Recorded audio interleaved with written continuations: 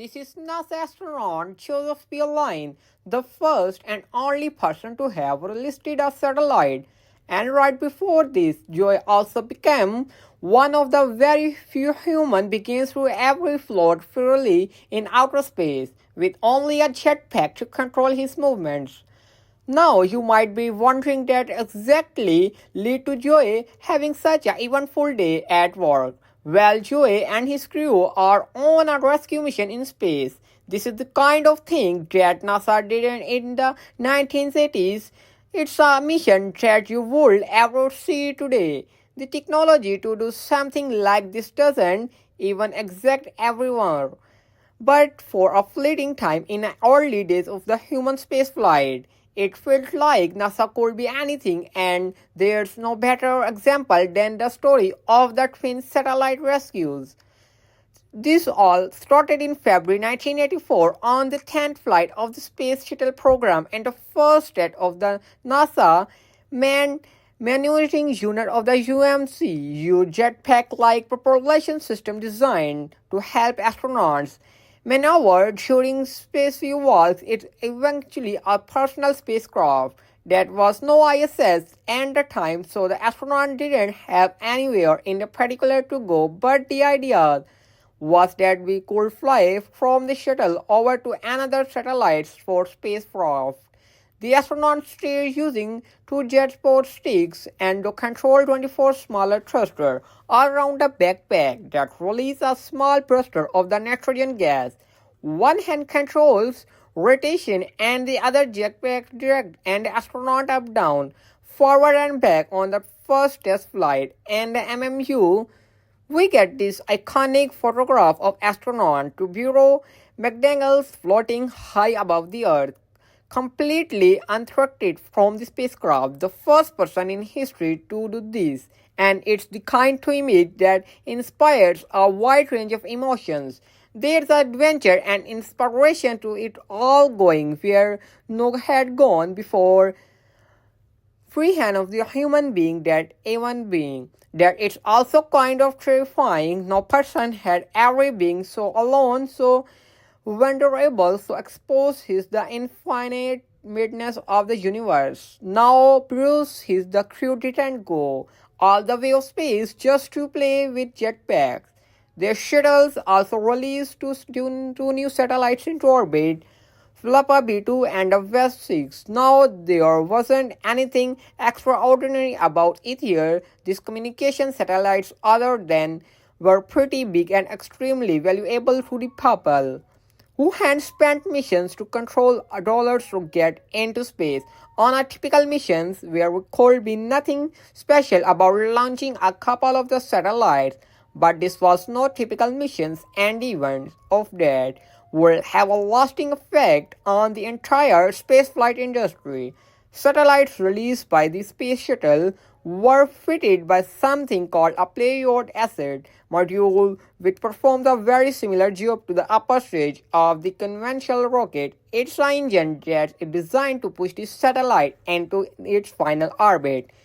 That was, they don't have to move the whole shuttlecraft to the particular orbit just to release its cargo. In this case, about satellites were going to geometrically orbit an over 22,000 miles away from the Earth, above the 600-mile axiom maximum altitude of the shuttle.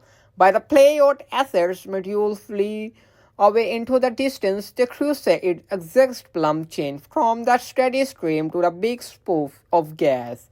That wasn't good. The engine nozzle snapped into machine burn, and the main payload didn't have enough thrust to reach out orbit. So the two satellites, Flapper and the Vestor, were still development into space, but they were in the wrong orbit, exceptionally rendering them unless the kind of the situation in rare. The vast majority of the spaceflight mission are successful, but what happened? The things go wrong. You see satellites in very expensive, especially back in the mid-80s. We didn't have thousands of them flying overhead And the smart business working on such a high value project is going to take out an insurance policy entirely out of the London, a global insurance market that was found in London City in the year in 1688. This palace is the immense, it's largely modernized now, but back in 1984, it was still the kind of the establishment where you find men sitting at wooden benches writing with the pinnacle pens and the ink spoons. So the thrust of the having a satellite issued that was king of the funny a dramatic conclusion the old world of the new. There was Leo's work isn't like a typical insurance company, it's a collective of the underwriters, extremely wealthy individuals who are often backed by the small group of slightly less wealthy individuals. All of these rich people more together to put out of their money and cover the risk of the world. Most expensive projects, from ships and the skyscraper to satellites, players that even insured Mariah Carey, wife of $35 million, and most famously paid out 1 million British pound to the owner of the doomed Titanic, who was negotiated the insurance policy in his unsinkable ship for £7,500. This same legendary group also issued from the Alpha B2 and the West 6 satellites. So when they flitted so when they failed to successfully deploy, players underwriters had to pay $180 million of the pair in 1984, money that was concluded the largest space infrastructure loss ever, and the London astronauts weren't ready to just take the loss and move on, having paid out their perfumes. On the two satellites had the underwriters were now the owners of that property, and what they own, their two perfectly good satellites, and just happened in being to the working space. Trying to tempt them back to the correct place wasn't an option. They were stuck in especially in the oval flapped orbit them between 150 miles and 600 miles above the Earth. So in the order to get them up in the intended 22,000 miles altitude, they didn't to be fitted this a brand new PAM engine, which was considered a impossible task to carry out in orbit. But the satellites still had value.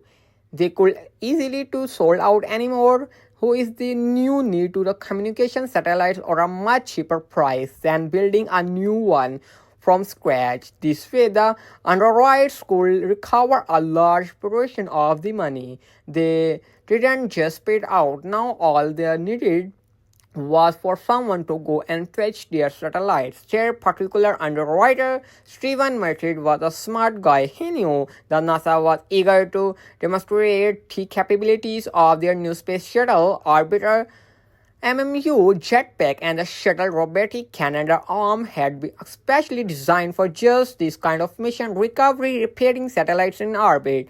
So Merritt sent to NASA and made his case.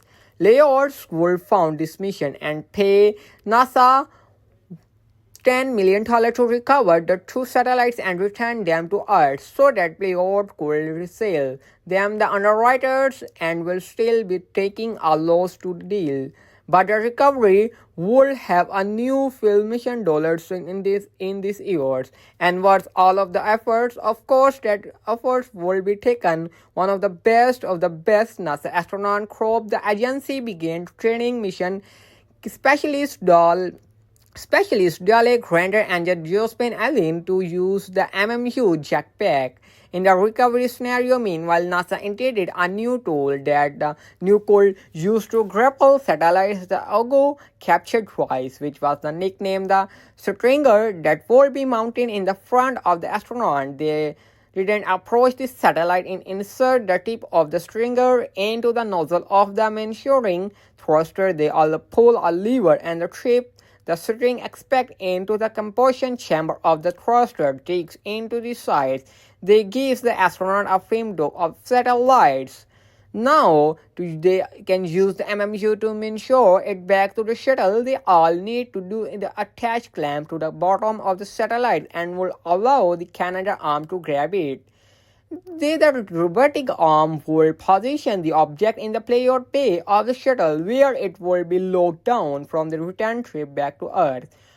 One of the design elements of the shuttle was that it would be able to bring stuff back from space, but this would be the first timer that was really put to the test. So, with a solid plan in the space, the Space Shuttle Discovery launched in November 8, 1984 on NASA's first rescue mission. But of course, things didn't go quite to plan. From their first attempt, the shuttle tracked down Alpha B2, ensuring to within a few 100 feet of the object at altitude of 210 miles. Ground controllers had already used the satellite's audience thruster to bring it down as low as possible and get to speed to rotation at just about 1 RPM. Astronauts surrendered and aliens loaded into their spacesuits and set up in the open payload space of the orbiter. One of the first catch aliens would lead to the MMU, the Grander World asset from the payload bay. Inside the shuttle mission, specialist arm Fisher will be operate the Canada arm, and it will all the pieces in place. It caught time. Alan set one out of the MMU and approaches Alpha.